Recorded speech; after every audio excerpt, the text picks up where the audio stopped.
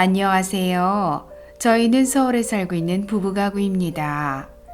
저는 만 63세이고 남편은 올해 만 65세가 되는데 자식들 키워서 결혼시키느라 노후 준비를 제대로 못해서 걱정이 많답니다.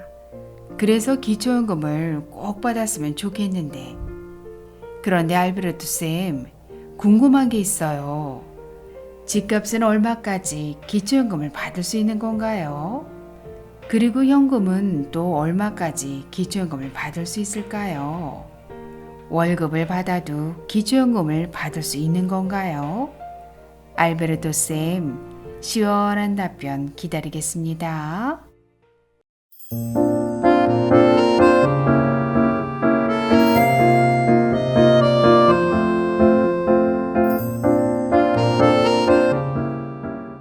안녕하셨습니까? 행복한 인생의 맛 알베르토입니다. 요즘 상담을 하다 보면 구독자 어르신들께서 가장 많이 하시는 질문은 부동산, 현금, 그리고 월급은 얼마까지 기초연금을 받을 수 있느냐는 것입니다. 궁금하시죠? 오늘 아주 쉽게 설명해 드리겠습니다. 오늘 부동산, 현금, 그리고 월급은 얼마까지 기초연금을 받을 수 있을지 계산하기에 앞서 2022년 기준 기초연금 선정 기준액이 얼마인지부터 설명해 드리겠습니다.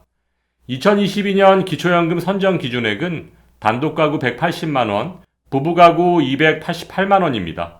즉, 부동산, 현금, 월급 등 신청인의 모든 소득과 재산을 반영한 소득 인정액이 단독가구 180만원, 부부가구 288만원 이하면 기초연금 수급 대상이 될 수 있다는 얘기인데요. 그런데 여기서 조심해야 할 것이 있습니다.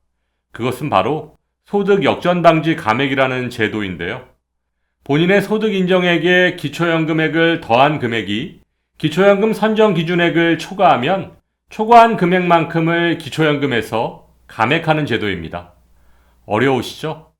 그렇다면 좀 더 쉽게 설명드리면 기초연금을 감액당하지 않고 단독가구 30만 7,500원, 부부가구 49만 2천원을 모두 받으시려면 단독가구는 소득 인정액이 180만원이 아닌 149만 2,500원 이하여야 하고 부부가구는 소득 인정액이 288만원 이하가 아닌 237만 1,000원 이하여야 한다는 것입니다. 만일 소득 인정액이 단독가구 149만 2,500원, 부부가구 231만 1,000원에서 조금이라도 초과한다면 초과한 금액만큼을 매달 받는 기초연금에서 감액한다는 얘기입니다. 그럼 지금부터 부동산, 현금, 그리고 월급은 얼마까지 기초연금을 받을 수 있는 건지 계산해 보겠습니다. 첫 번째, 집값은 얼마까지 기초연금을 받을 수 있을까요? 먼저 기초연금 계산 시 집값은 시가 기준이 아닌 시가 표준액, 즉 공시가 기준으로 반영되고 지역별 기본공제는 대도시, 특례시는 1억 3,500만원, 중소도시는 8,500만원, 농어촌은 7,250만원까지 공제받으실 수 있습니다. 이런 조건하에 기초연금에 대한 소득 인정액을 계산해보면 단독가구는 대도시 기준 시가 표준액이 6억 7,500만원 이하, 중소도시는 6억 2,500만원 이하, 농어촌은 6억 1,250만원 이하면 기초연금 수급 대상이 될 수 있습니다. 하지만 앞에서 설명드렸던 소득 역전방지 감액을 당하지 않고 기초연금을 30만 7,500원 모두 받으려면 대도시 기준 시가 표준액이 5억 8,200만원, 중소도시는 5억 3,200만원, 농어촌은 5억 2천만원 이하여야 합니다. 다음 부부가구는 기초연금 수급 대상이 되시려면 시가 표준액이 대도시 기준 9억 9,900만원 이하, 중소도시는 9억 4,900만원 이하, 농어촌은 9억 3,600만원 이하면 기초연금 수급 대상이 될 수 있습니다.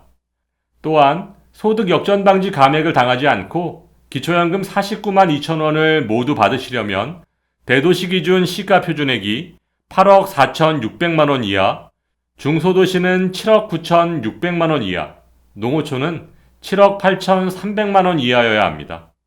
그리고 여기서 주의하셔야 할 점은 소유하고 계신 부동산은 시가 표준액, 즉 공시가를 기준으로 계산되며 지역별 기본공제는 소유하고 계신 부동산의 시가 표준액을 모두 합한 후 딱 한 번만 공제받을 수 있다는 것입니다.